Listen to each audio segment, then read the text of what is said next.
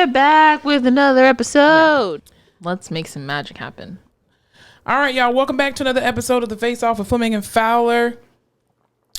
My name's Alyssa Fowler. I'm Monica Fleming. Thank you for coming back again for another week. Could have been anywhere in the world, but you're here with us. Yes, thank you. Thank you for showing up because we barely did. We're here, though. We're hanging in there because we were both away from San Antonio this weekend. We flew the coop. We were doing hood shit with our friends.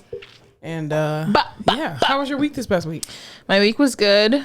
I finally ushered my last long-term ICU patient out of the hospital healthily. Cool. Yes, he's been there since July. Oh, wow. He went from ICU to MICU to step down to rehab. He's out, so that was a good week for me. That's good. Just was thoughting and bopping at work all week. Yeah. Went to the Austin game. This is going to be a rough episode. I know, right? Went to the Texas game yesterday. Hook 'em horns. We lost. Who's surprised? I'm not. That's right. You fight for your team to the end. Yeah. Mm-hmm. Because my school won their game. I fought till the middle of the fourth quarter, and then I was like, But we went into overtime, so maybe I was bad luck. It was good that I left. But I was on the Jumbotron multiple times. I am now famous. And you are not allowed to talk to me in person. Don't talk to my face, and all inquiries directly through my DMs. Wait, so can I still talk to you? I guess. Oh, okay. I'll let you talk to me. Anyone else? Okay. No. Well. I'm just like, there's a power that comes with people messaging you and saying, I just saw you on TV. I'm like, this is the life I was meant to live. What channel were you on, like ESPN? I was on the Longhorn Network. Oh, wow. Yeah, everybody exclusive. has that channel. Everyone has it. Yeah. Everyone saw me. I was on multiple Snapchats and or Instagram stories. Thank you very much. You really should have worn like a Face Off with Fleming and Fowler. I know. My mom was like, you should have worn a podcasting shirt. I was like, thanks. Yeah, Mom. I got to make some. That would have helped if I knew then. Yeah. But it was good. I went out. I haven't been out in Austin in forever.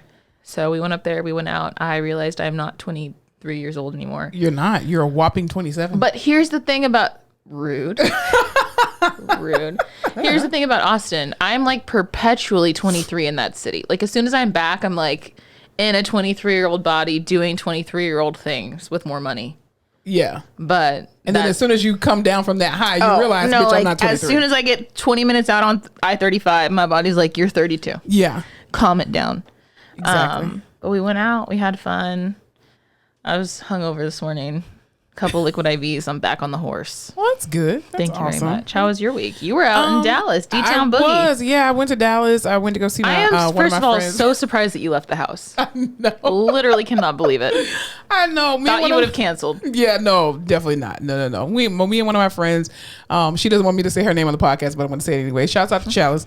And we have been trying to get together and like hang out. First of all, I didn't realize we hadn't seen each other in like 7-8 years, but it's amazing. Holy I know, because we went to undergrad together, and she was a year ahead of me in PT school, and we used to always drive down from like, Tallahassee down to South Florida. Is that a long drive? She's from it's like 6 hours, but it's not bad. But I mean, when you're bopping to music and having conversation, it does not feel like it's 6 hours. There's something so intimate about a long car ride with someone. Yeah. You know what I mean? Like, yeah. I feel like you get closer in that than you do just like sitting with someone talking. Yeah. And you have her and I, like we used to have, and we still do have the best conversations like ever, just about life, love, dating, future, just, medicine, whatever the case may be. Like we have really, really good conversations. So it was really good just to connect back with her. And it was like we had never even not seen each other in 8 years. Those like are we the were best kinds right of back to where we were and where we left off. So she showed me around Dallas, and we went to some great eating places. Oh my God, we went to this one they're called restaurants.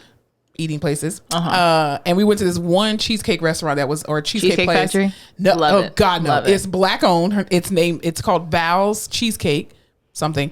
It's called Val's. Factory. And it was so good. The guy that was in there, he was so nice, super nice or whatever. But yeah, we had a really good time. I had a really good time in Dallas, and it was nice and cold. The weather was great.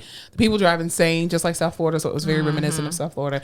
Plus a lot of black people. And I was like, hey, D-Town Boogie. People do like Dallas. I was like, I think I moved to the wrong city because I'm like, my people, but then I don't want to live around us to a degree. I know that sounds very racist. It does sound very racist. Yeah, because I know my people. So I don't want too many of us in my neighborhood, but it was great to hang out with them at the restaurant and call it. At work this week in front of a black guy, I was like, yeah, but we all love gentrification, am I right? And he was like, what? I was like, you do not live in the, I know you don't live in the hood. Yeah. Yeah, I was like, I know for 100%. He was like, well, yeah, but I wouldn't say it out loud. Oh, I say it out loud. I was like, we're all trying to be real here, sir. Exactly. Yeah, I definitely say it out loud because our people, listen, our people are something else. That's all I'm gonna say. No, Dallas. Here's the thing: San Antonio is a very like unusual place. It's a huge city, but it's like this, like it refuses to grow. We don't bring in a lot of new restaurants and stuff. Like Dallas is I call Dallas the LA of Texas. Everyone thinks it's Austin. It's not. Austin's like San Francisco. I would say like Dallas is very reminiscent of Atlanta. Oh, I've never been to Atlanta, but really? Yeah. Wow. I know, you'd think me, Atlanta, yeah. We gotta go. I mean, I'm not gonna I love a strip club. They have the best drag shows there. I love a drag show. Yeah, you gotta go to the drag show. Listen, every time I go to Miami, we meet people from Atlanta because Atlanta is just Miami without a beach. And so, and everyone there is always like, you have to come to Atlanta. And I'm like, you know what? Random person that I met. It's a great place for you to go because it's a lot to do. Nice. I just don't like the paying for parking part. That's annoying as shit. We'll Uber. It'll be fine. Yeah. No, but Dallas is like LA in that it's very young and flashy and new restaurants, and people like to go out and be out and drink and have cool atmospheres, and everything's an experience. And here it's just like families, Mexican food. Yes. Like Riverwalk, and that's it. That's San Antonio. That's all you need. You go to work, you hang out with your family and your friends, and you eat really good Mexican food, and that is San Antonio. Exactly. So I'm like, people don't move here to like meet people and mingle and have a good, you know what I mean? People come here. To, I think I just need to go to the south side of town and like stop playing. I'm not afraid to go down to the south side of town because I've been there once, and I'm like, this is what y'all consider the hood. I'm like, this is like suburbia in South Florida. So okay, that's insane to me, and we'll have to talk about that later. I don't know where like young there are a lot of black people here. They just hide. I don't know where they are. Yeah, they're probably in the house. Like there used to be this bar. It was called Chicago Bar. Shout out Chicago Bar. It's still there, but it used to be like this just hub of black people. Black people. Really? And then I don't know what happened. The black people went somewhere else. They didn't tell me. I wasn't invited. I don't know. Well, I need to get on like San Antonio Black TikTok or something because I need to know where my people are. Where do black people go in San Antonio, Texas? Exactly. Everybody keeps saying, "Oh my God, San Antonio is such a wonderful city." Well, where the fuck are you, black people? God damn, I'm here. If you are black and in San Antonio, Texas, let us know where you're at. Yes, please do. Please do. I mean, I just want to be invited. I'm probably not going to go. It just depends on where you're going. I will show up. I mean, if I have to pay for parking, I'm not doing it because we were gonna go to that restaurant in Dallas called XOXO where you have to like dress up and all that kind of. And I was just like, who the fuck is going there? I'm not bougie. Like I'm heavy set. Okay, so when I go to restaurants, I go to eat. I'm not going there to look all prim and proper. And they're like, oh, it's a dress code to get in. Kiss my ass. You gotta be prim and proper, but sometimes it's fun to like get dressed up and go and have a vibe. No. Caught a vibe, you know? No, that's a lounge then. That's somewhere you can go and have a nice time for something, but you shouldn't be providing food because I want to go to eat. You're supposed to go to places that you think people you would be attracted to go. So wouldn't you want to go somewhere where a guy goes and like dresses up and pays good money and has a good time? No. We're Popeyes? Give me some gray sweatpants. I'm cool with that. that tell me everything I need to know. I hate this. Gray sweatpants. That's it. But we had a really good time, and it was some great food, great atmospheres, great black owned businesses there as well too. So Dallas felt a lot like South Florida. Interesting. It felt a lot like South Florida. I hate Dallas, but yeah. Really? Why do you hate Dallas? I don't hate Dallas. I won't put that on you, Dallas. Every time I'm there, it's just like people go out to be seen. You know what it is? It's Thank you. So you're judging me because I didn't want to dress up for XOXO.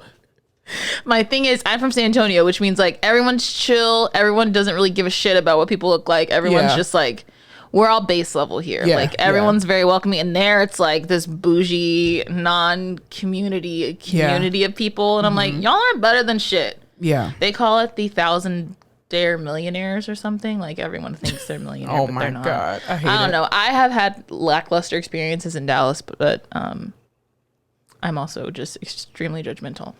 Well, self-awareness is the best kind of awareness. That's what I'm saying. You know, I'm not judging you on that, but so I'm waiting for someone in Dallas to change my mind. Yeah, I'll go with you. You can show me where to go now. Sure. We could eat cheesecake. Absolutely, we can go to and not dress up. Exactly, and just search for gray sweatpants. That's all I'm saying. That's easy to spot. So speaking of getting out and doing new things in Dallas, so this past weekend because I was with my friend. I decided to, again, I'm doing this online dating thing because I'm trying, because you know what I related to? I relate online dating or dating in this generation now to like what I had to learn when I got my MBA. So during my capstone, we had this thing called a CAPSIM, right?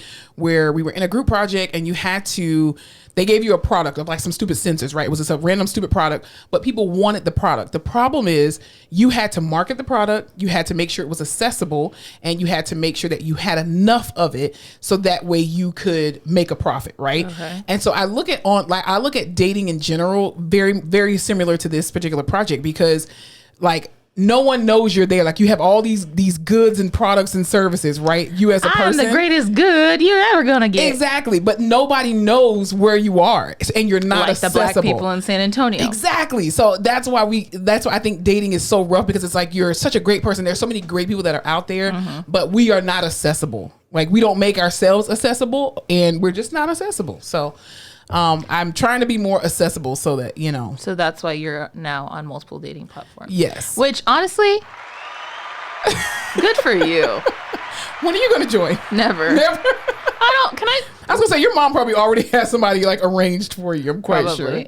I have 530 unread text messages. You're a horrible person. I don't respond. I do not respond. You don't. That's why I just call you because I'm like, if I call you, you're gonna respond. Yeah, and if I don't, everyone out there, it's a call, a text, and a call again. You call me, so I know you're looking for me. Text me to tell me what you actually want. Then call me one more time. I will answer. She's the worst. Like I don't know where that comes from. Like I don't know. I mean, you will never be anybody's emergency contact. Never. Ever. Oh, please, for the love of God, do not make me your emergency contact. You will die if you do. And if you do, make sure when there's an emergency, the person calling knows to leave a voicemail. So you'll check the voicemail, but you just won't answer the phone. Truly, yes. Oh my God. But sometimes I just leave my phone places. I don't know where it is. It takes me a while to find it. I don't know. That's that white safety you operate in. That's why. Probably. But yeah, no, I really should just tell my mom I want to be married in a year. She'd probably find someone for me. Well, can you tell her? Hey, yeah, mama, mama, do you know any successful black men? Let them know that I'm ready. She would find one for you. Yes, She wanted a black baby. She made that happen. See what I'm saying? I need Mama Fowler. Christian works hard, but Eileen Fowler. Come on, Mama Fowler. I need you to find my husband now. I'm tired of paying these bills by myself. Yeah. So it's been. So speaking of online dating, right? We'll just get right on into it. Your dating stories are my favorite. I think God is setting this up in the universe for us to have content for the podcast. I really do because there's no other way that this happens. This stuff happens in my life. So I ended up. So this guy messaged me on one of the dating apps, farmersonly.com. It's not Farmers Only. Anyway, but are you open to it? No. Okay. If they're black farmers, yes. Black cowboys? Yes. Blackcowboys.com. Because is there a thing? I don't know, but I'm open to it. I'm not cleaning no horses, I can tell you that. Like, what's the movie that we just saw? The Harder They Fall? No, that's not it. Yeah, Concrete Cowboys, what I just saw with Idris Elba. It was a really good movie. It's not called Concrete Cowboys. Yes, it is. Concrete Cowboys is a bar. No, it's not. It's called movie. The Harder They Fall. No. This is a different movie. You saw a movie called Concrete Cowboys. Watch. Let me prove it to you. Hold on. Let me prove it to you. Get my AT&T going. There is no way. Let me bust your bubble real quick. Concrete Cowboy with Idris Elba, and it's a story about black cowboys. Is he in? A lot, and he's not even fucking American, isn't it? Insane. We had to outsource British the cowboys. Exactly. I'm like, can y'all just find some for real black cowboys? But the interesting part about this movie was, they actually used people. This was based on a true story, and talking about black cowboys in Philadelphia, and they still are there, and how gentrification really ruined a lot of their legacies there, and that they took a lot of the land and all that kind of stuff. But yeah. So anyway. Farmers Only. We were talking about dating. Anyway, so moving on. So this one guy, he sends me a message. Y'all, at 4:32 a.m. Well, that's when the best messages are sent. No, you should be asleep because you need to get your mind together.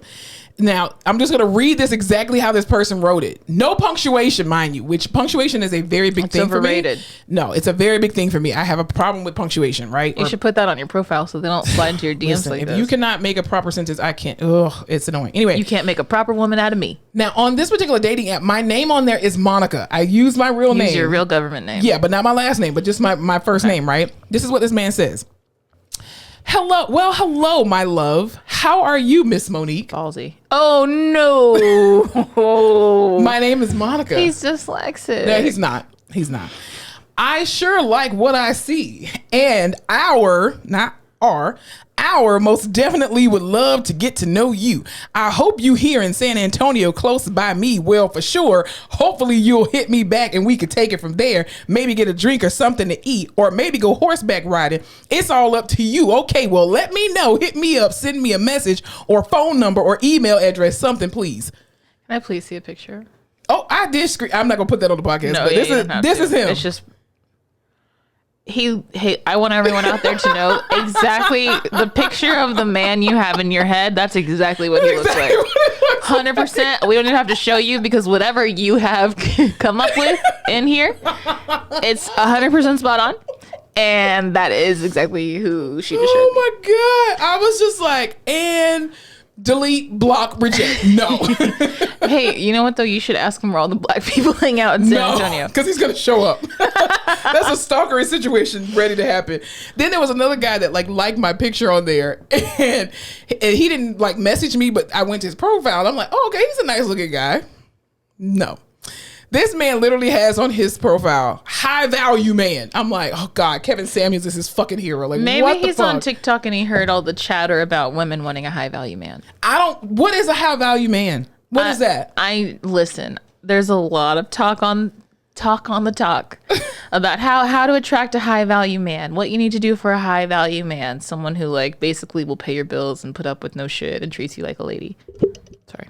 So you mean just a human being? Like a man with morals and drive. But if you're a high value man, why do you have to tell me you're a high value man? Shouldn't your actions show me you're a high value? Because you're an insecure, mediocre. What? Mediocre? Oh, no. Now I sound like a fool. Well, he did say mediocre. This man says, if my pictures are of my hard-earned Black King accomplishments scare you, and you're thinking, why is he on here? Find a guy more suitable to mediocrity, because this king is about abundance with no damn shame. No offense to the weak. That's literally what's in his profile. First of all, no one took offense. Second of all, I've never been on a dating app and been like, why is he on here? We're on the same boat, bucko. Seriously. That's why we're all swiping right and left, idiot. Then some people on there were liking my picture, and I go to their profile and they're like, yeah, me and my wife are looking for a third girl. And I'm like, whoa. That's pretty popular. Whoa. Like these polyamorous relationships, they're trying to spice it up. Don't like me. No. That's not what we're doing here. Mm-mm. You could find the love of your life. He's just already married. Nah. And looking for a third. That's not the will of God for my life. You're making great progress. That sounds like progress to you? Wow. Man. You're on the dating site and you're talking to people, and that, my dear, is progress. It's hard out here for a pimp trying to get the money. You know what? You got to go through a lot of frogs to get a prince, I hear. No, listen, how many frogs did what's her name? Tiana go through? Well, she was a frog, right? She became a frog. So maybe you got to become a frog. Nah, I'm good. To find a prince. I'm not doing all that. She found a prince that turned out to be a frog, and her frog turned out to be her prince. Yeah, but there was only one. She didn't go through multiple people. That's true. Is the point. But it's a numbers game.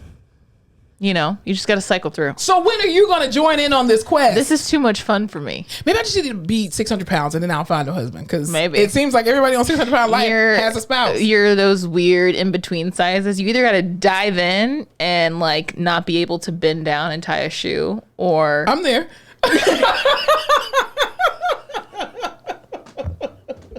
It's a struggle.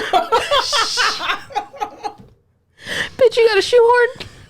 Listen, I needed one this weekend. You just wear slip-on Skechers all the time. I have Crocs. shoes everywhere. Crocs. Absolutely. I hate you. Listen, when you got a fucked up back, you got to do what you can, okay? I will. I'll join you soon enough. Don't worry. Please do, so we can share stories. I don't want to be the only person with this kind of content on the podcast. This is not fun for me. Yeah, I'll pony up and do it for you. Thank you. I appreciate that. All right. I'm gonna fuck around and get married. See, we're stopping this podcast. If you get married before me, I'll be like, Lord. Yeah, but I'll settle. You won't. Why would you? What the fuck? Why would you settle? I follow the money, honey. Alyssa, we got to get you out of that mindset, babes. Don't settle. It's called therapy, but I'm just not committed to that cause right now. Oh my God, you don't want to get married right now? No, I don't want to be in therapy right now. Well, you need to be. I know. If you're talking about settling. 100%. Oh, it's not. Is it God. I don't know. I would settle emotionally, physically, but not financially or environmentally. So he could be ugly and treat you like pure shit, but as long as he's paying your bills. Yes. And you need to go to therapy. It's called feeling secure and stable in myself. enough to marry an ugly person with a horrible attitude. Oh my God. Only the strong will survive out here. Yeah. All right, it's 2021. We're coming out of a pandemic. Slim pickings. My Lord Jesus. T-Boone Pickens. Speaking of the will of God, have you seen how everyone's saying that Astroworld is demonic and was this portal to hell that opened up and that's why everyone was dying? What? Dude, I've seen multiple conspiracy theories, mostly on TikTok, of course. Where do I get any of my news? About how there's all this symbolism in the stage and the set design, and there were 7 flames, and that relates to this one demonic thing, and all of his artwork was like Pan, the god of this and that. And well, didn't they say the same thing about Kanye West's Donda release album thing or whatever, his concert, that when he was chanting and walking around in circles that around he was like a like satanic ritual? Yeah. Do you remember even when that little dance, that dance, yeah, and people were saying that was demonic. They were like, that is a demonic hand signal. Oh, my everything God. is demonic. Let me tell you something. I don't like Satan. Me and Satan ain't cool. No. But I'm going to defend Satan right now. Stop blaming everything on Satan. The devil is busy. He's not. He's not. You're just making poor choices for your life. I was late for work. The devil is so busy. He just fanned me to sleep. That man ain't. The devil didn't do that to you. Stop blaming him for everything. The devil is a lie. He's a liar, but God dog, don't be lying on him. I mean, Jesus. I'm of the camp that probably at work in this world and like the very high ups of entertainment and media, there is evil shit going on and evil people doing things to directly affect what we do, how we spend our money, and what we listen to. I just don't know that it's as sinister as this. It could be. I could be speaking on my ass right now. I also think if we look into anything, we can make it demonic. Absolutely. Like if you do enough research, you can pull enough things out of thin air to be like, this is said here and here and here, and it's of the devil. Even like, I remember, well, you may be too young to know this, but so 3 6 Mafia, right? I remember there's okay, I can't. No. There was this big thing that happened when they were talking about, I gotta stay fly. So in the song, in the beginning of the song, when they're with some drug in the trunk. Okay, in the beginning of the song, they literally scream out Lucifer, and if you're not paying attention, you can't hear it. And they were just like, "Oh my God!" They joined the Illuminati, and they're devil worshippers and all this other kind of stuff. And I'm just like, y'all, please stop. They're 3 6 Mafia. They're on drugs, like allegedly. Like, come on, just stop. Somewhere like the devil's sitting in his office, just like watching the world and looking at our podcast. He's probably crying, like, why is everybody blaming me? He's like, I wanted no part of Astroworld. That wasn't me. That was really the people. I didn't do anything. I would like to take credit, but I can't. There was this whole Facebook video I watched that was like just saying how that music, there's things in that music, and music has vibrations, and there's all these evil things coming, and da da da da da.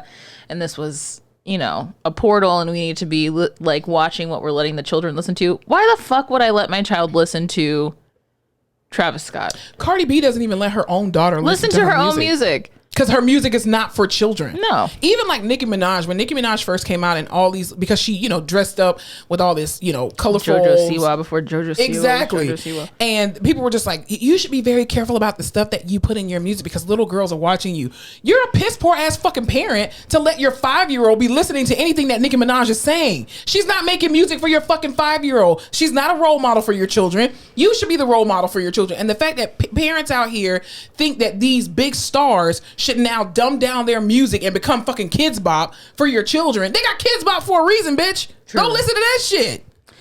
I wonder if Kids Bop has different vibrations than the normal song. Well, biblically they say that, the devil is the prince of the fowl of the air.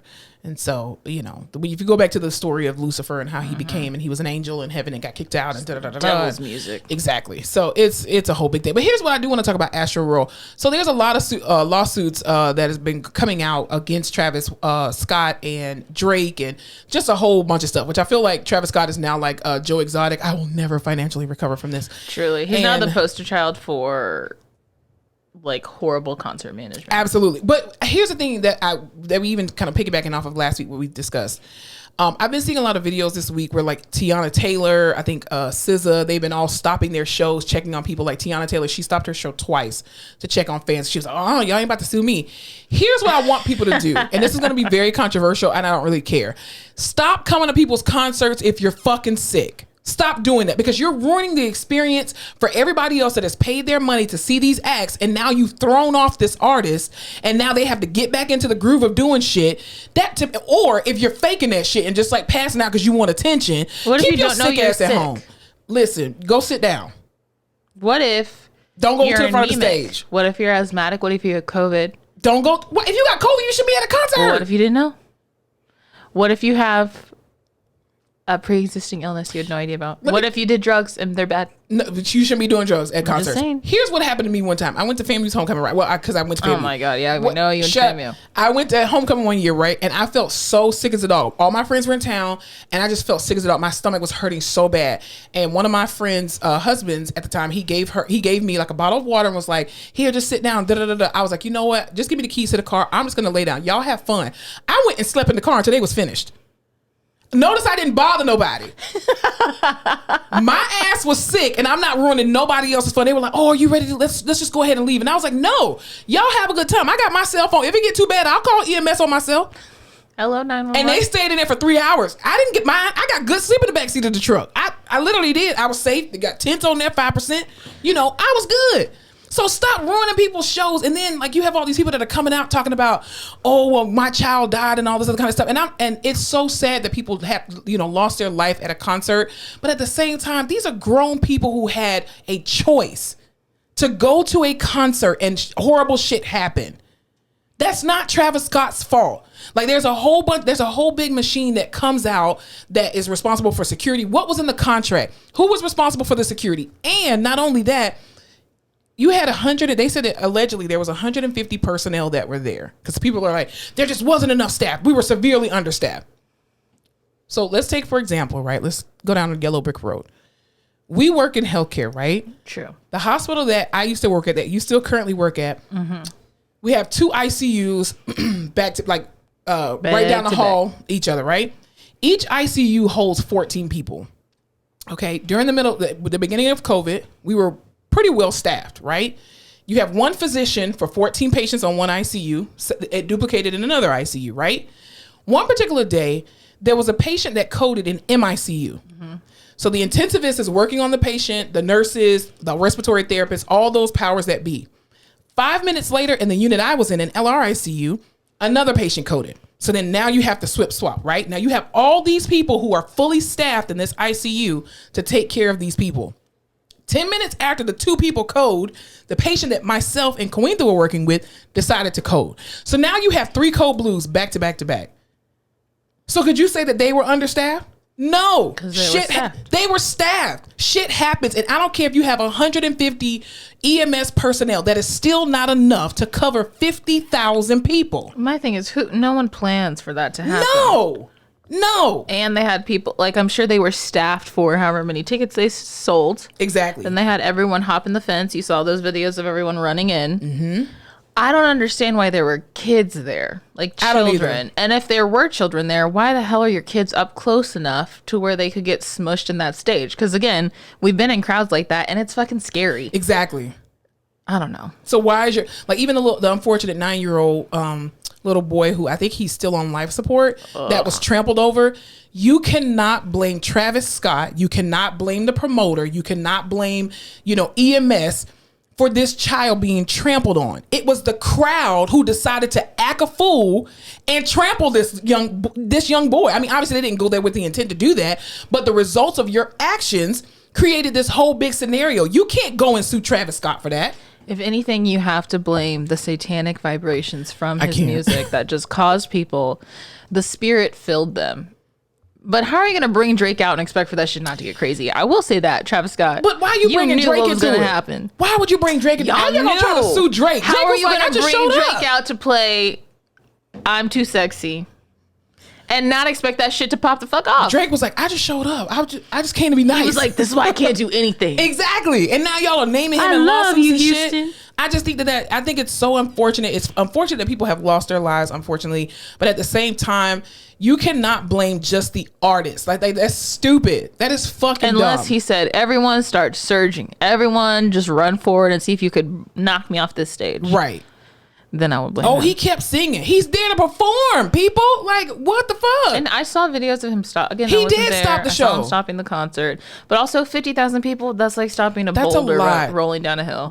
You would never be able to... To me, I feel like 150 EMS workers was more than enough. You have football games where shit go down. You got two damn security guards. I'm sure they're expecting like dehydrated people, bad drugs, like somebody scraped their leg. Yeah. But not to the point of 8 people dying. Like, you don't prepare for no shit like that. People were passing out in the 80s with Michael Jackson. You know who never has issues like this at concerts? Beyonce. Gospel artists. That is true. You know why? The vibrations are different. That's why. Because they got the black ushers. Them black ushers at those churches, they will come and scoop your ass right on up, put a sheet over you, take you to the back pew, give you some water and some of them communion wafers, and guess what? You're going to be fine. You're going to be fine. This is what you need. Astroworld needed the ushers. Oh, Jesus. Exactly. Astroworld needed ushers. That's what they needed. Anyway. You should write in. Nah. Send him an email. Nah. He ain't paying my bills, so I'm good. I pay my bills. My bills are paid. Anyway, what were you telling me about Britney Spears? It must be intense. After 13 years, Britney Spears is free. Her conservatorship has ended. We are all very excited. We hate you, Jamie Spears. You're a piece of trash. Britney is free to live her life and get her IUD taken out and have babies, and she's engaged and so happy. I love it. I don't like her ring, but that's not my choice to judge. Like, I do not. That's not my place. We're just happy she's free from her dad. I'm happy she's free. Yeah. Listen. I make my own little baby salary and like can thought and bop in this world accordingly, and like I work. I'm not like the hardest working person ever. Really? Wow. I know. Shocker. This girl worked her ass off. She probably really did. only eats salad and drinks water, dances all the time, has brought so much joy to people, has literally shaped an entire, like she was pop music for she really was. a whole generation of people. She really was.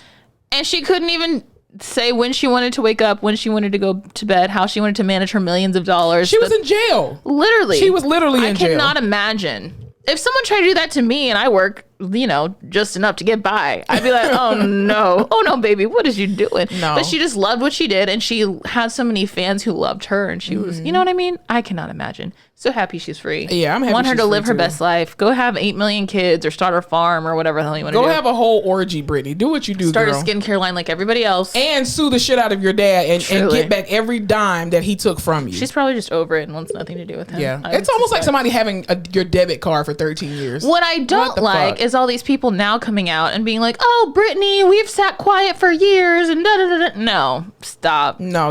You won with her shooting in the club. I mean, in the gym. In the gym. You wouldn't with me shooting in the gym? You know what I was trying to say. So I hope you weren't shooting in the club. No, definitely not. Anyway. So yeah, also the news, we got to talk about this bullshit. Kyle Rittenhouse. Never heard of him. Dumbass 17-year-old fucking kid. Paint me a picture. So last year, 2020. Yes, last year. What the fuck? Oh, girl. Yeah, 2020, when everything was happening with the death of George Floyd and there were Black Lives Matter protests. That seems like a world ago. It really does, but it was just last year. We've lived lives in the last 2 years. And everybody keeps saying, it's 2 years. It's not 2 years. It's legit not 2 years. Next March will be 2 years. But it seems like it's been 2 years. So anyway, Kyle Rittenhouse is a 17-year-old white male that his stupid ass mama drove him over state lines with an AR-15 assault rifle to go to a protest that had nothing to do with him whatsoever. And in that, he killed 2 people and injured a third. He is on trial for the death of those 2 individuals that were there. And he displayed a despicable, horrible, it wasn't even Oscar worthy. Because if you're gonna stand up on the stand and do what he did, I need you to commit. I need to feel like I felt watching the entire first season of Euphoria when Nate was a clinical psychopath, and I was like, but is it really his fault? I haven't watched Euphoria. You haven't, but I need those feelings to be. At least Amber Geiger actually had real tears. I need to be on the edge of my seat, like, oh shit, is it? He really seems remorseful. He was just and looking at the judge like, are you buying it? Are you buying it? Are you buying it? People, I hate people. My mama would have sat me down and been like, act for your life, sweetheart. Because my thing is black children. So I remember I think it was like a couple months ago, right? 2 months ago, there was a black student here in Texas that actually brought a gun to school because he, the allegations was that he was being bullied, but then some other things came out that they were just having a fight, right? His mom came out and apologized, blah, blah, blah. Nobody was hurt, right? So remember everybody was calling for like, oh my God, his mom should be in jail. Why are we not saying the same thing about Kyle Rittenhouse's mom? That you drove your 17-year-old child across state lines with a fucking gun on his person. Because here's the thing. I'm a gun owner. We all know that, right? Pow, pow. I just traveled to Dallas. I don't know if I should say this on the podcast to incriminate myself, but I traveled sometimes with a gun. I didn't do that last you're time. licensed to carry. I'm licensed to carry and I have a concealed weapon license, you're right? an adult. Exactly. But my thing is my gun stayed in my glove compartment. I didn't take it out. It was just for safety because I'm driving through Texas. I don't know what which sundown towns are there. Texas. I mean, I was on the toll road, but still, you never know what kind of situations you would be in as a single woman. She's like, on that toll road, I could have ended up in a sundown town. Hell yeah. And I would have blasted somebody. You know what? Overall, your frontal lobe is what? Developed. He's a child. He's not a child. He's not a fucking child. He's not a child. You know why he's not a child? Because black boys don't have the opportunity to be fucking children. That's true. I still think he's a child. They don't have the right to be fucking children. And his mother is still responsible for his actions on account of he's a child. They should both be tried. Absolutely. Also, you can be a child and still be old enough to know better. He is a child. He knew fucking better. Who was old enough to know better. What good can come from bringing a gun to somewhere where a gun shouldn't be? What are you protesting, though? 17-year-old white man, white boy. What are you protesting? With a gun. I cannot think of one thing. Like, also, I'm not a white protester. Man. Oh. I'm not a protester either. But I cannot think of one thing that I could tell my mom, like, when I was 17, I feel so passionately about this, and I need you to drive me over state lines, and I also want to take my gun, and we have to go. My mama barely wanted to take me. Get your ass back in the house. My mom didn't even want to take me to the Broward Mall to go get a Cinnabon, let alone I want to go to a protest. You better protest and go clear that goddamn room. She's like, you know what I protest? Your life. Get the fuck back in the house, and it still belongs to me, and you're domestic. If you think you don't have any, you have no business being there. You didn't, and you had no, even if you were, let's just say you were going to go because you felt so convicted of your rights, right? Why did you go with an AR-15 strapped to your person? Loaded. That means you went there with the intent to kill someone. When I travel with my gun, that is for protection. I'm not flashing it. I don't have it on a holster. It's literally if some shit pop off, I can easily access it, but I'm not going there with the intent to kill somebody. I'm still stuck on the 17 years old. What the fuck are you doing with a gun when you're 17 years old? Seriously, because anyway, we're not even gonna go there. I mean, okay, but here we're in Texas, so I do get being around guns at 17. Oh yeah, your family having guns at 17. Yeah. You maybe having your own gun at 17. Walking around open carrying a gun at 17, very different thing. Exactly. And there was no point in it. And he deserves to rot the fucking jail. Like, you still killed people at the end of the day. And you try to, it was self-defense. You wouldn't have had to defend yourself at all if you didn't go to a fucking protest with a goddamn gun. Those Black Lives Matter protesters that were out there, I would honestly say, this is just me coming up with my own little ratio, right? 99% of these people did not have weapons on them. So the fact that you came there to protest whatever you were trying to protest, which is all bullshit. You came there to kill somebody, and then you walking around with it, taking pictures and shit. Why do people see you taking pictures with it while you're holding it? It's not just on your back. You're holding that shit in a very aggressive, assaulting manner. It's insane. And it's just like, regardless of everything else, you did something, and your actions have consequences. Absolutely. As they do for everyone else. That's what the justice system's supposed to be about. You do something that is not within our societal constructs and what we said is good and bad, you have to pay the consequences for it. You ended 2 people's lives and you hurt someone else. So Absolutely. Guess what?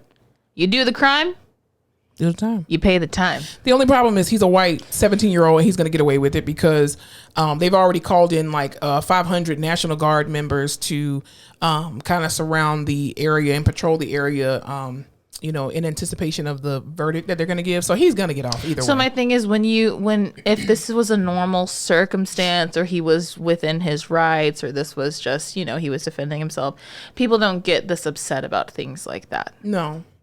It's because it was egregious and it was preventable. It was 100% preventable. Oh my God. It was 100% preventable. And you decided to, again, you and your stupid ass mama. I don't have no sympathy for you. And once again, if you're going to get up on the stands and bullshit me, I want to believe it. At least make a tear come out of your fucking eye. 110%. I want to be on the edge of my seat. Paint me a picture. You just weren't. It just wasn't given what it's supposed to have. Gay baby. Well, remember the same thing happened with what was I can't remember the young man's name, but the white guy who went over to North Korea and stole some of the paraphernalia. Oh God, yeah. And he was in the court begging for begging for them to let him go. And I'm just like, these North Koreans are looking at him like, you are going to fry regardless. We don't give a shit about your white ass tears. We don't. No, we don't know how it works over there in America. Actually, we do, but that ain't gonna. No. Well, white tears don't work on men. That's part of the problem. They're gonna get off regardless because they're white men.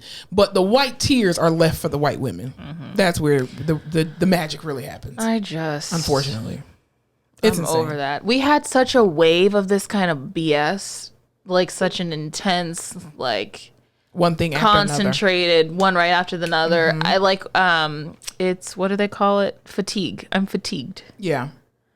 I'm white men pretending to be sad about the bad shit they did now that they have a punishment. Fatigued. Mm-hmm. Yeah. And the support that they get, because the thing is, he didn't even kill 2 black people. I think that's why black people are not in. I mean, we already know what's going to happen because we've seen it time and time again. But you killed 2 white men. You killed 2 of your own people. Listen, we ain't gonna.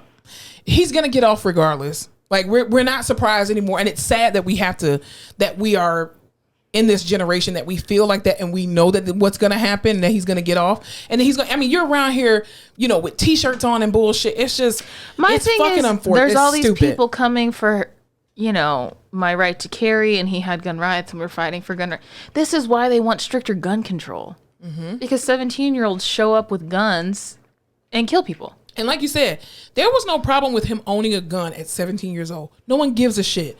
But the moment that you utilize the weapon is the problem.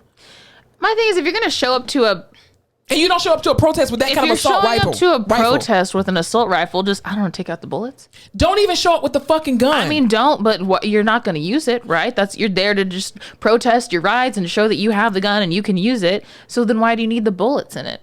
That's part of the problem, just even having it. And the white privilege that, again, white people will continue to walk around in this country until something is done, and it won't be done. So we're just going to we're going to unfortunately keep seeing this same bullshit ass cycle.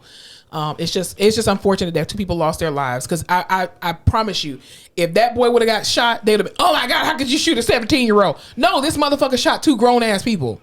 I was defending myself. Boy, fuck you. Fuck you and your whole family. Anyway. I'm going to pull the 50 Cent and just start walking a fucking white tee and a bulletproof vest. Be kind of cute. Good luck with that. No? You're not seeing it? No. Under my scrubs. Looking like. I mean, good luck. Anyway, so yeah, also in the news, some little COVID updates, right? Did you hear that this one particular hospital in Texas, in Odessa, allegedly, I'll say that for the protection of the podcast. Odessa. I've never been to Odessa, Texas. Well, you don't need to go there. Is that a sundown town? It's not, but they don't like blacks. I'm just saying, it's like it's Odessa, Texas. Okay, like there's nothing for you to do there. It's hot as hell. Oh, okay. There's just dust and sand and white people. You do not need to be there. Apparently, this hospital in Odessa has been in the social media news lately because they have been, with their COVID patients, they've specifically been putting these clear trash bags over their patients' heads who have COVID. And if they need to transfer you a particular area, you have to put this trash bag on, or this biohazard bag over you. Not only that, if they're not treating patients, allegedly, if you refuse to wear the trash bag. The masks aren't working? I guess not. And now it's allegedly a policy that COVID patients have to have this particular bag on there. And this is one picture that's circulating around social media of a 17-year-old, ironically, who has she's sitting in a wheelchair on oxygen and has a bag over her face. Okay, here's the thing. If I'm in the hospital with COVID, I can, this is a ratio I'm making up. I can 100% guarantee it's because you ain't got no oxygen. Yeah. You're having trouble breathing. Mm-hmm. Okay, so asphyxiation will not help that problem. It won't. Also, what? The audacity, dude. The thing is, just put on an N95 like everybody else. Well, we've been dealing with COVID for almost 2 years now. And if your hospital has not figured out a way to transport and to treat properly COVID patients and isolate them, I don't think you need to be in business as a hospital. A plastic bag, the ghetto. Like, dude. a whole ass plastic bag that covers head and like. Can you imagine torso. being in a hospital and they're like, "Hey, go ahead and put this bag over your head"? Well, we're not going to give you any medicine if you don't put it on. I think the fuck not. Where's Johnny Cochran? Where the fuck is Jesse Jackson? I'm calling Al Sharpton. I'm calling everybody. Calling fucking everybody. It's ridiculous. I'm calling anyone I know. Olivia Pope. Yes. This is a scandal. Annalise, come on. So they're just are there like? Have you seen Django? Of course. You know when I can't see fucking shit. God damn it! I just messed up my eye hole. When they're all sitting around with the bags on their head, is that what it looks like? Are there even eye holes in these bags? Do they just have a whole ass bag on their head? The whole bag. There's I guess no you can't have eye holes because then that would. But it's a clear bag. It's a clear bag, so they can see out. Yeah. They just sit with fucking bags because in my head, it's just them. It's Django. Yeah, I can't see fucking shit. That was the funniest My one of the whole wife time. took her time to make you sons of bitches these. We're not saying we're not grateful, but what we're saying is next time. That was the funniest thing. That and when Jamie Foxx blew off Samuel Jackson's fucking kneecaps. Hilarious. Great TV. Great Love movie. Quentin Tarantino. That is insane, and that's why I work at the hospital I work at still. A patient was actually telling me, because you know how we're in it all the time. You're anything you do. You're at work all the time. You get so used to your work, and you start complaining about the things at your work because you're just there all the time. It gets annoying. And I'll have patients who will tell me stories about other hospitals and how horrible it is, and it always puts it right back into perspective because I'm like, maybe my hospital's not so bad. I know. I'm always like, I know my complaints are valid, but it could be so much worse. But even just though our hospital has many, many, many issues, for the most part, the people who, like, the facilities are good. Mm-hmm. The people who work there genuinely like their jobs and care about each other. So they are nice to each other. Mm-hmm. Like, I don't know, we're nice to the facilities people and the other techs coming in the room, and we're all friendly with each other. And we're just there for the patient. And if the patient has a question and it's in my capacity to go ask the case manager or something because I know them, or we're going to do it because it's just the nice thing to do. And for the most part, that's everyone's energy and their personality. And then patients will tell me, like, it's not like that at this hospital. But I think, too, that has a lot to do with the resources that your facility has. Yeah. So when you don't have enough resources to do your job, or you don't have the resources to do your job effectively and efficiently, your quality of care is severely diminished. And sometimes it's of your own fruition, but sometimes it's of other situations that are uncontrollable. So I think that's part of the problem where some of these hospitals in a lot of these rural areas, they have piss poor quality because the people that are working there already don't have the resources. Yeah. And they're being told by management in different ways. Like, remember they were saying, oh, we'll just go in different rooms with the same gowns on. And it's just like, well, you know that's not right. Even pre-pandemic, we weren't doing that. So why is it being an exception now? And then you're just like, you know what? These fucking people just want me to die. Fuck it. I'm just going to get my money and get out. And it's not that you mean to be like that. But again, if you don't have the resources to do your job, your quality is going to lack severely. Right. So now I'm extremely spoiled because then I hear stories like that. And I'm like, oh, my hospital's not that bad. Do you remember when they were making us wear it used to be if you were on droplet precautions for something, you needed a new mask every time you went to a room. Yeah. When the pandemic happened, they were like, hey, we need you to wear that same mask all day. Mm-hmm. And everyone was like, oh my God, the audacity. And then you hear that other hospitals have one mask for a week. And not only that, some people didn't even have like contact precaution gowns, and they were wearing trash bags. We never ran out. Mm-hmm. Like the hospital that I used to work at, currently work at, we never ran out of supplies. We never ran out of gloves. We never ran out of oxygen. We never ran out of any of that stuff. We felt like we were in a pandemic based off the types of patients that we saw, but not about the resources. Because the resources were there. PPE was there. Absolutely. Because even I was watching the Daily Show with, what's his name? The guy who's... Jon Stewart? No, not Jon Stewart. The black guy. He has a British accent, but he's African. Oh God, what the fuck is Trevor Noah. Trevor Noah. Thank you, Jesus. So one of his co-hosts on there, I guess, is from Singapore, and he was talking about how in Singapore right now, and I'm saying this allegedly for the protection of the podcast, that the government is telling their citizens that if you refuse to get the COVID vaccine, that we will now treat you like an American. Oh. And what that looks like is that if you come into the hospital for any reason and you need care, you will have to pay for your services up front. So all of your medication, your oxygen, the bed, the cost of the hospital, every single thing has to be paid for if you refuse to get the vaccine. Well, okay, so I was talking to a patient this week because he was in the military. He lived in Germany for a while. Mm-hmm. And we were just talking about how there's this notion when you grow up in the U.S. and you're from the U.S. that the U.S. is it. Like, we are so much better off than all these other places, which is not untrue because there's a lot of horrible places to live in the world. But there are a lot of places that are better than the United States. We're very blessed to live here. No, okay? There's a lot of places that are way better. There are a lot of places that are, especially in Europe, right? And so he was just saying how he was in Germany for the military and he was thinking it was going to be this one way. And he was like, they are so much more advanced than I would have ever thought they were. But he was like, in Germany, if they tell you to do shit, you're doing it. And that's it. And that's why when they tell you to get the vaccine, when they tell you to stay home, when they tell you. And so he was like, on one hand, it's nice because if you're in America, they'll tell you, you can make your own decision, right? We're very lax. Everyone has their own personal freedoms. Yeah. He's like, on the other hand, they don't have the issues we do because as soon as the government says to do something, everyone just has to do it. Exactly. And because, I mean, even look at New Zealand.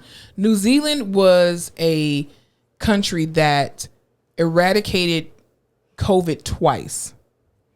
And it's because people follow the rules for the greater good of the country. The problem with Americans is that someone from somewhere has made, and I feel like it's white America, honestly, made them feel like my body, my rights, right? As if your rights are now somehow deconnected from your neighbor. Because we're also individualistic. Exactly. As opposed to looking at your neighbor. Even with this whole hoarding and stuff, where people were hoarding Lysol and toilet paper. Okay, this is not an apocalypse. That's not what's going on here. Even though it was very scary, yes, the media can make things look very, way worse than what they really are. But you're grabbing more toilet paper than you actually need. You just got a 24 roll. You got a whole ass bathroom. You got a shower, spray your booty hole, get a bidet, something. Yeah. And then you start buying, well, I need 5 milks to last me for 5 months. Why? But you have no regard for your neighbor. Yeah. And this is why we're one of the, I'm not saying we're the only country, obviously, but this is why America is doing so horribly with this pandemic, because no one gives a shit. They're just like, well, whatever. We've always been individualized, right? And it's always been fine. And we've always held that as, we could be like, we'll just say like the pinnacle of not thinking about the individual in China, right? Like, if you were in China, you can't do this, this, and that. Though. I know, but you're just saying like, China is just, across the board, we're all doing this. You're not one person. You are one part of this larger system. Yes. How we would never want to be like that. Everyone here can do their own thing and make their own yada, yada, yada. And it works unless you have something like a global pandemic, in which case you have to be able to flip and be like, all right. Yeah. And I don't think any of us were used to or ready for that. And the large part, I don't know. No, because I think people have been saying this shit for years that, America's the greatest country in the world. No, it's not. It's not. The people who live here, we know this shit is not the greatest, okay? You keep holding on to this reputation from 40 years ago. It's like people who say, Tookie Williams, who, was a Crip, right? You say anything to him, he'll kill you, right? But Tookie was like, no, I'm trying to change my life. That's not how it is. That was back in 84, okay? Now, he got executed, but still, he was just like, no. That was a reputation back in 84. That narrative. You were a gangster. Exactly. You were a gangster way back then. That's not what we're doing today because the times have changed. So, this is the problem. To say about Singapore, though, I'm sure that is how they are in terms of if you're not going to get the vaccine, because they're like, we'll do this, and that for you if you're going to follow our rules. But if not, you will treat you like you're from America and you're going to pay for all your own shit and you're splitting your own bill. I think it's hilarious that they're like, we're going to treat you like Americans. I know. As a punishment. I love that that's their blanket statement. Like, you know what we're going to treat you like? An American. Probably a Texan American. My body, my rights. So crazy. They're all in quarantine with a bag on their head. Seriously. That's literally what they're doing. All right. So what's going on in social media? Well, You should be excited. Actually, I don't know if you watched the show. Did you watch What? The Proud Family? Yes, I did. Proud Family. Family. What? You and The I- Proud but I was Family is there coming not- back next year. Really? Yeah. All the Please original tell me with the same people. Yeah, Tyler same Pratt. people. Good. They Sugar sound a little Mama. older, but you can't really tell because it's a cartoon, so they're all drawn the same. Is La Cienega gonna be on La there? Cienega Boulevard is. Is she gonna be there? I cannot confirm. And or what not. was Dijonay? Dude, I wonder if Orlando Brown's gonna be on it because he's little. Yeah. Well, no, he's saved now. Jesus saved his soul, honey. Yes, he did. I love when Jesus swoops Hallelujah. in. Right in time for you to get a check. Jesus will always swoop in. Yes, he saved his life. He sure did. He saved him. That man's married now with kids, and he is saved. What? He is saved. He went to therapy. He's saved. Hallelujah. Great job. Therapy for Black girls. So hopefully he will be on the Proud. So what is it just going to be called? Just the Proud Family? What Proud is it Family, called? Louder and Prouder, ladies and gentlemen. Ooh. Disney Plus. Disney has given us a lot. It's a gift that keeps on giving. Well, see, I only have HBO Max now, so I need them to merge together and do some stuff. Speaking of HBO Max, jeez. did you watch Insecure last week? Yes, I did. I have never been more happy to not have children currently in my life As than a I single did parent, as yes. a single parent than watching that episode. Yes. That episode was hard. Listen, I'm Team Lawrence. Okay. Lawrence gang till I die, ladies and I gentlemen. was never Team Lawrence, but last episode I kind of was in the beginning of the show, and then toward the end I was just like, damn, Condola, I got to be on both of y'all side. The script and the acting did such a good job of Yeah. making me feel like I felt for both characters. Yeah. I was like, Yeah. Lawrence is trying to do what he needs to do. He already had this job. He told you he was going to be involved. He wasn't going to leave his kid alone. He's doing the best he can. Every time he tries to come with you for something, you just like diss and dismiss him. Yeah. He's literally doing everything he can. You're treating him like shit and your family hates him. And then on the other side, I'm like, well, Lawrence, you're never there. And she's Yeah. doing all this on her own. And she doesn't feel supported by you. And this Yeah. is really hard for her. And oh, God. And she's hormonal and just grew a whole human and had not to push it out. sleeping. Oh, yeah, she's God. not sleeping. She's not doing any of that. So it's like, it just sucks all the way around, like dealing with a situation like that. Like How people have children that are not married that are not married and y'all are not together and Yeah. y'all are living in different places and y'all decided to already not be together. Exactly. That's horrible. That's oh God. Yeah. Ooh. I can say this. I don't hate Condola as much as I did. And I never really hated her. It was just I wanted Issa and Lawrence to I finally love be together. Issa and Lawrence more. Exactly. I don't hate you. I just love them I did more. hate Lawrence for just being a horrible person and not getting his shit together and forced Issa into the arms of another man. But, but at the same time, this situation just sucks. But it is such good content. But I love how they focused on just those two characters and kind of Yeah. left the rest of them out of the picture. I did think that was Dude, really I was good. waiting for Issa to show up at the birthday party. I And I was was like, this is going to too. be so good and trashy. But here's my question. So didn't Tiffany and Derek have a girl? So why was the baby in a tuxedo? Is it because Kelly was in a tuxedo? Okay, I was like, when did they have a boy? And I love that Kelly loves that baby. Yes, she is hilarious. Dude, all of those scenes were just cringy and made me feel like Yes. I was watching something I shouldn't be looking at. Because it was so real. Because that's Yeah. what happens in everyday life. Ooh, and Keke Palmer as the protective sister, I live and die. Yes. She was so good. She was I good. hated her. I was like, can you stop? Yeah, that'll definitely be how I would do things. I know she's a honestly. writer, but I was just Yeah. like, you are detrimental to this. Yes, you are, because you keep putting stuff in her ear, and she's already emotional. Just let them deal with it and stay out of the drama. It's just of it so all. God, that show. Issa Yeah. Rae, we don't deserve you. She's such a great writer. I heard that Jay-Z got on Instagram like for Dude. 24 hours and got right.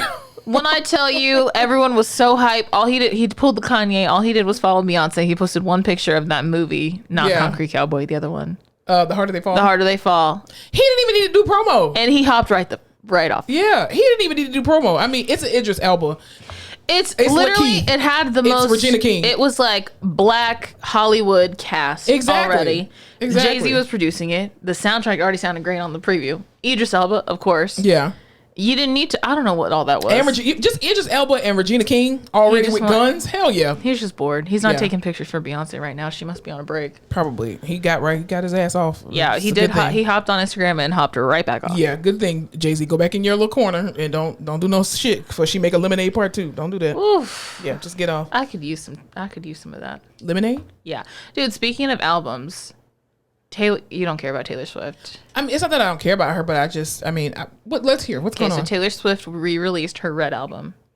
Have you heard about any of that? Nope. Shake, So- shake, shake. That one? No. Okay. That's the only song I know. Is that not her? Oh yeah, that okay. Okay, I thought you said shame. No, shake it off. Shake it off. Okay, yeah. Nope, not that one. But okay, it's fine. So she was having these issues because of she didn't own all the rights to her songs, so she wasn't getting all the money from her streams. Yeah. So she decided to re-record all of her albums and call them Taylor's version. She re-recorded the songs with her voice now. So they're the same songs, but like new album artwork and a couple new things, and she's re-releasing them so you can stream that version. She gets the money from the streams. So she owns those masters. She owns those. Okay. So the fun part is this Red album is the one she released, and she wrote songs about her relationship with Jake Gyllenhaal. Mm-hmm. Know him. Okay. She was 19, he was 30, or like 20 and 29, whatever age gap. Yeah. And they were probably dating for like 3 months. But the way that Taylor Swift fans have latched onto the songs about him and just felt so negatively about him and the way he treated her years later, it's great. I'm sorry. You said that they were together for 3 months? Yeah, literally like a couple months. But just the emotion she puts into these songs, everyone's still feeling it. So now everyone's just trolling Jake Gyllenhaal online. And she released a 10-minute version of the song she wrote about him. And added some more stuff. What could you possibly learn about this man in 90 days where you make a whole song? Not, the 90-day mark is supposed to be, yes, you're permanent, or no, you're temporary, and we move on. That's about enough. I'm just telling you. Well, you know what? They're celebrities. They got time to be with each other and be in each other's faces all day. So technically 3 months is probably 6 months in Hollywood, right? Probably. Yeah. I think it's more of the like, I thought this was so much more than it was, but like I was a child and you were an adult and you were just using me and this was a fucked up situation, but you've now ruined and shaped my love life for probably the next like 10 years. So she takes no accountability for her stupid ass decisions. Yeah. But she released a 10-minute version of the songs. Of course, everyone had to listen to that. And then she released a short film that's like a music video for the 10-minute version with Dylan O'Brien, who you probably don't know or care about, and Sadie Sink, who's the girl from Stranger Things, which you also probably don't care about. I don't care. I just don't know. Okay. Well, anyway, that's what the internet's been going. There's like literally clubs will play the song and they will just like on the screens have pictures of Jake Gyllenhaal and people are just screaming the lyrics of the song. That is so disrespectful. That's so disrespectful. And all I can think is like, I think she was young when she wrote this, and I think like she was well within her rights to write a song about her relationship with him. Yeah. I just can't imagine being like 13 years later, this man is like, this shit will not die. Like, why am I still relevant in your life? Just bringing him up all the time. Like, as Evelyn Lozado would say, you are a non-motherfucking factor, bitch. Like, why are we still talking about this 13 years later? She doesn't care either. She's like, has this long-term boyfriend that she's in love with and she's thriving. But I'm just like, so the fans can't let it go. Yeah, but she's just like, I guess I'm gonna get my check and... Good for her. Remember there was a point in time where people thought she was really in danger and that like her mom was like controlling her or some shit because she did a video and she did like the universal hand signal for like abuse and stuff.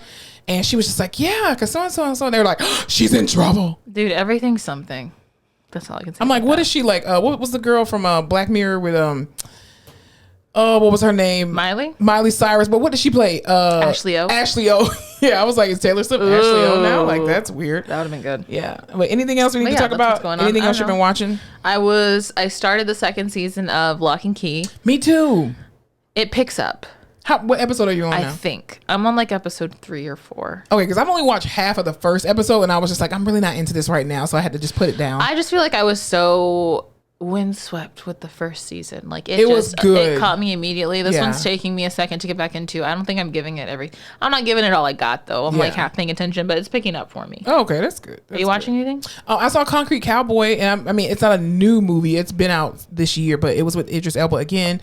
Love that man. He can do no wrong. It's basically like we already said about the Philadelphia Cowboys and just the history of black cowboys and how black men were the first cowboys, and the reason why they even call them cowboys is because they're black. Exactly. And so it's just talking about the rich history of Philadelphia and how it used to be like a horse and buggy kind of city, and how gentrification came in and kind of gotten rid of that, and how they had to fight for their not their land because they were renting it. That was the unfortunate part. But it just really kind of gives a bird's eye view about generational wealth, and also to his son is living this high city life or whatever, and just running a fucking mug.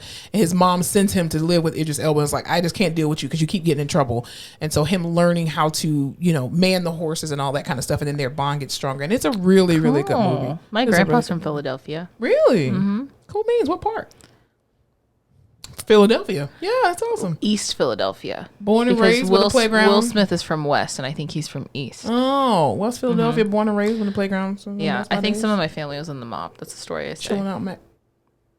I don't think you should say that on the podcast. Hung out with mobsters. I wish that was my life. Do you like mob stuff? I do. Dude.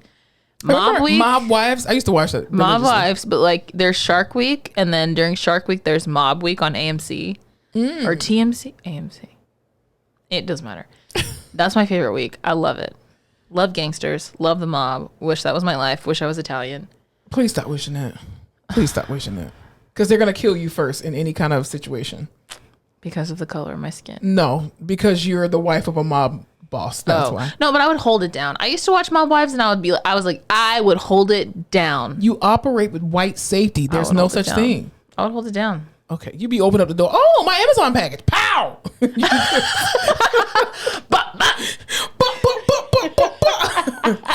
They're coming for you. That's what would happen to you. No, it would be like FBI at the door, and I'd be like, look, never heard of him. No Espanol. He doesn't live here. I don't know him, sir. Like El Chapo's wife said, I've never seen him do anything illegal. I don't know. Where do you think he gets all his money from? I don't know. I didn't ask. All I know is the bills were paid, and he left every day in a suit and came back. That's all I know. That's all I needed to know. Listen, El Chapo's wife, free her if she's still in jail. I don't know.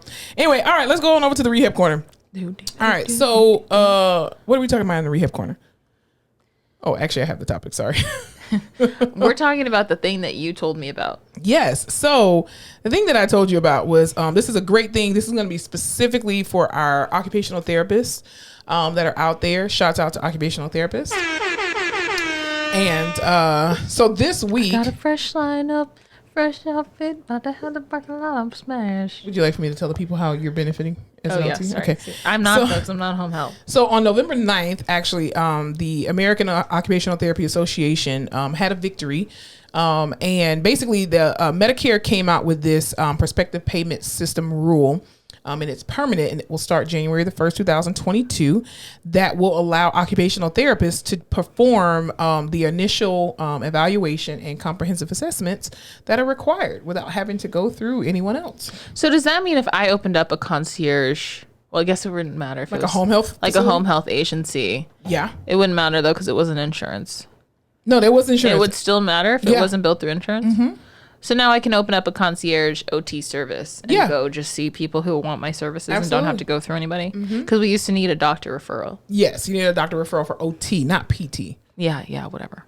I'm just saying. Oh, okay, yeah. We kind of helped y'all indirectly to get this victory. So you're welcome. Did you? Yeah, we okay. Because we did it first. To all the PTs. Absolutely. So that's amazing. Direct access is a great thing. What this says to me, though, is that OTRs are getting closer and closer to almost having not equal footing with PTs, but just like, Yes. You know what I'm talking about? Yeah. We're getting there. We're moving up. That's why I said the more things that happen I think the things that happen with PT and the fact that we're able to do it first, it opens the door for you all.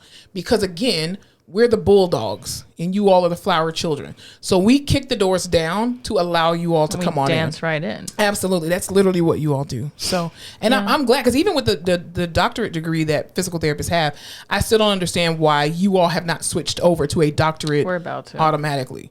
But y'all should have been did it. Yeah, it should have been They waited until my ass got a master's and didn't have to pay for my doctorate. Yeah, but I mean, the doctorate really doesn't mean anything. You got a lot of people with a doctorate degree that's walking around who don't know what the fuck they're doing as a PT, honestly. True. Yeah, I think it's just one of those things that takes directors. Time. Anyway, I'm sorry about that. And it's getting there, but yeah. But honestly, I'm like, do you need a doctorate to do this job? I think you do. Do you think you do? Yes. What about all the people who don't have doctorates that are doing that job? Because it's based off experience, because you have to think about it.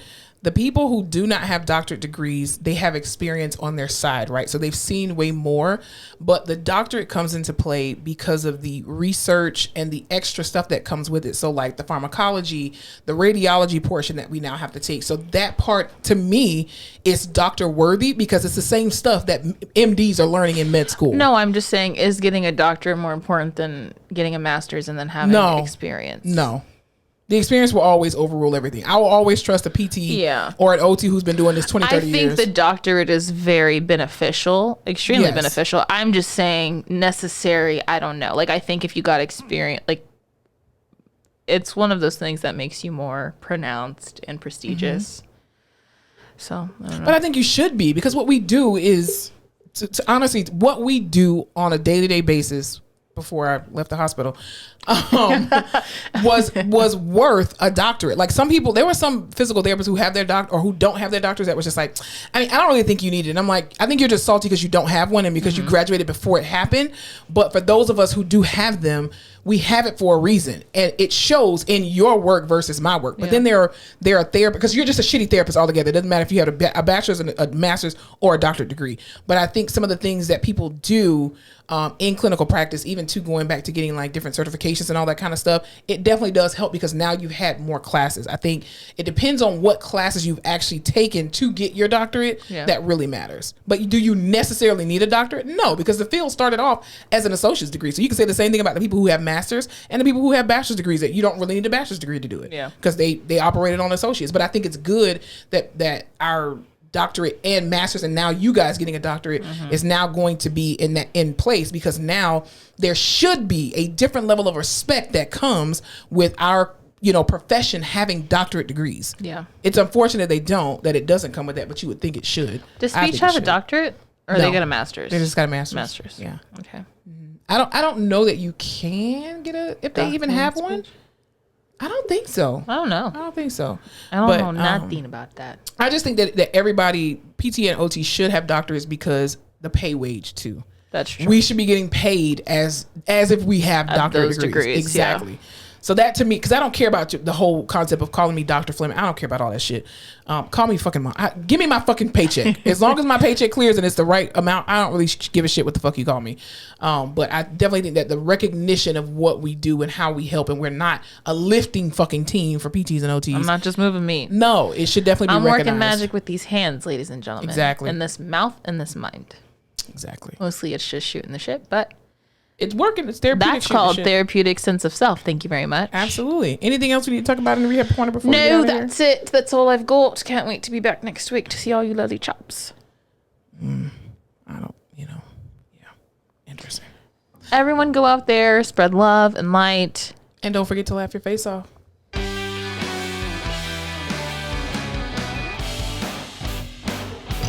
It's past my bedtime. Ma'am, it's 8:59. I've got to go to sleep immediately. Oh, please. You're still probably hungover from yesterday. You take that back. No, I won't. That was a good one. Thanks for riding out with me. Thanks so much for tuning in to another episode of The Face Off with Fleming and Fowler. Don't forget to follow us on all our social media platforms, Instagram, Facebook, Twitter, and YouTube at The Face Off Pod. Be sure to tune in to The Face Off every Tuesday where new episodes are released.